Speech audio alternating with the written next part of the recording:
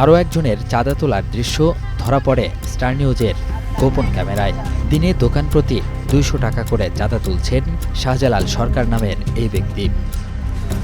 কিসের টাকা নিচ্ছে? ইজারা। কিসের ইজারা? এটা পার্কিং ইজারা। কোন থেকে কেন? হ্যাঁ? এটা কি পার্কিং? এটা আমাদের ইজারা। ফুটপাত ছাড়িয়ে রাস্তাতেও বসেছে দোকান। এসব দোকান ঘিরেও চলে চাঁদাবাজির রমরমা বাণিজ্য। সময় চাঁদাবাজি চলবে না, আগের চেয়ে বেশি না কম দেয়া লাগে? এখন বেশি চলতেছে এখন।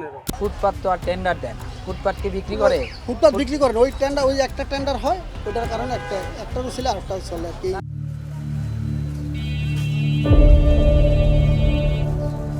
মেগাসিটি ঢাকা, যেখানে প্রতিনিয়ত বেড়েই চলেছে জনসংখ্যা। প্রয়োজনের তুলনায় রাস্তাঘাট কম, যানজটে নাকাল নগর জীবন। ফুটপাত দিয়ে চলারও কোনো উপায় নেই। জনবহুল এই নগরীর ফুটপাত দখল হয়েছে অনেক আগেই।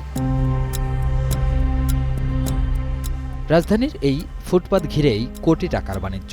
কিন্তু কারা নিয়ন্ত্রণ করছে চাঁদাবাজির এই বিশাল সাম্রাজ্য, জানিয়ে অনুসন্ধানে নামে স্টার নিউজ।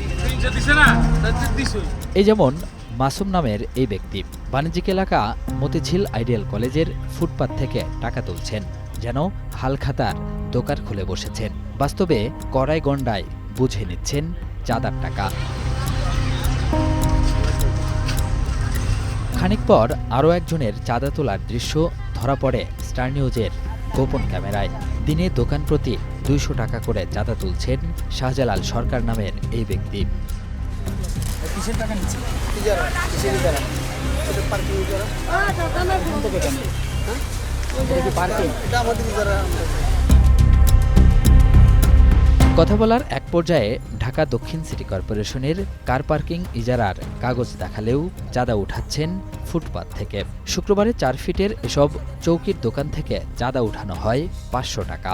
ফুটপাত তো আর টেন্ডার দেয় না, ফুটপাত কি বিক্রি করে? ফুটপাত বিক্রি করেন, ওই টেন্ডার, ওই একটা টেন্ডার হয়, ওইটার কারণে একটা ছিল আরেকটা চলে আর কি। তথ্য বলছে, এই শাহজালাল মতিঝিল এলাকার প্রভাবশালী রাজনৈতিক নেতার আশ্রয়ে চাঁদাবাজি করছেন ফুটপাত থেকে।